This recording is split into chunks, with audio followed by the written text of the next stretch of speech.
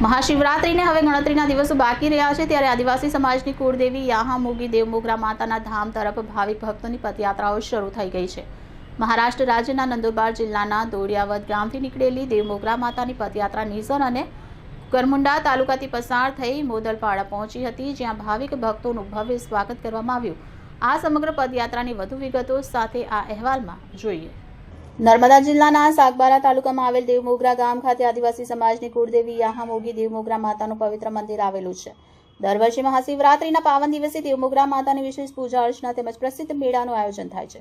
મહાશિવરાત્રીના દિવસે દેવમોગરા માતાના દર્શન માટે ગુજરાત, મહારાષ્ટ્ર અને મધ્યપ્રદેશ સહિતના રાજ્યોમાંથી મોટી સંખ્યામાં ભાવિક ભક્તો ઉમટી પડે છે।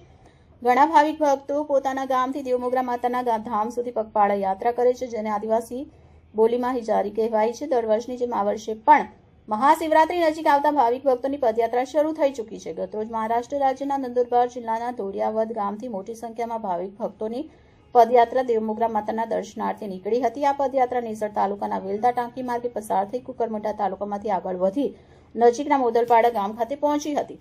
મોદલપાડા ગામે મહારાજ બલિરામ તથા મંગેશ મહારાજના માર્ગદર્શન હેઠળ ગ્રામજનો દ્વારા પદયાત્રાનું ભવ્ય સ્વાગત કરવામાં આવ્યું।